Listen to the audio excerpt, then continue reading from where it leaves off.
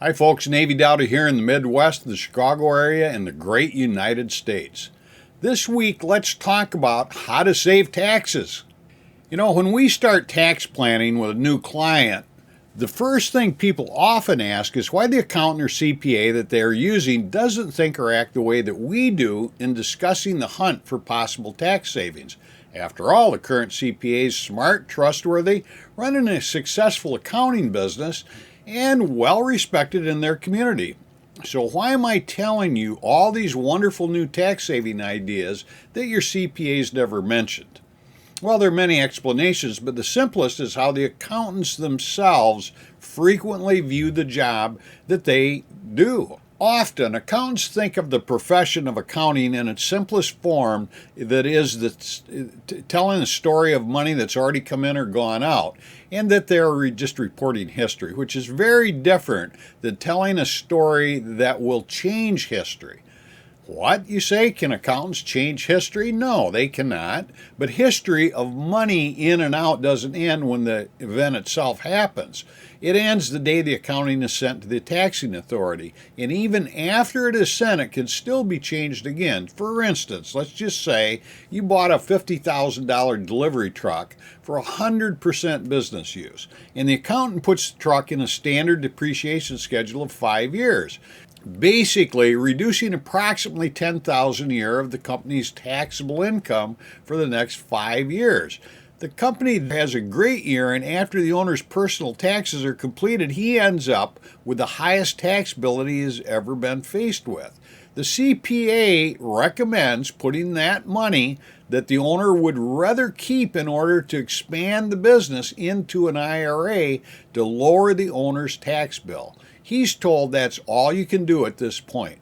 However, that is actually not all that can be done, since the IRS allows accelerated depreciation, which means that the owner can amend the corporate 1120S tax form and elect to take the entire $50,000 as depreciation for the delivery truck all in the current year. So rather than having to fund the IRA, he can now use the cash flow to expand the business as desired. Many CPAs and tax preparers are almost robotic when it comes to simple tax planning. Often they decide for the business owners what's best for them instead of explaining and working in tandem with them.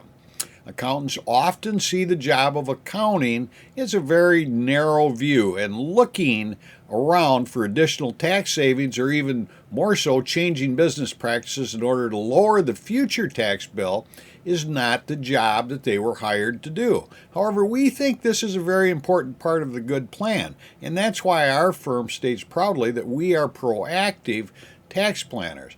Now, let me hasten to add that it isn't all the accountant's fault. Sometimes you may walk into the accountant's office on April 13th, throw a big pile of papers on their desk, and ask them to get your taxes done right away. And don't charge me too much, by the way, since I had a bad year. What are they to do at that point? You should probably extend and let them work on it while the tax season pressure is off. But what's the catch? Why wouldn't everyone use tax planners then? Well, mainly because tax planning comes at a terrible cost that most people just do not feel that they can afford. And that cost is time. Time answering questions, gathering documents, discussing and learning enough about the recommended changes to achieve the correct tax savings. Time learning something new. The cost is time, and everybody's already so busy. Our question to you is, what is your time worth? If you had 30-minute meeting to review your last 2 years' tax return, then a follow-up meeting with an hour of sharing plans on how to pay less tax, and then maybe 2.5 more hours over a few weeks or months educating your current accountant, setting up new processes, and all you saved was $4,000, would it be worth it?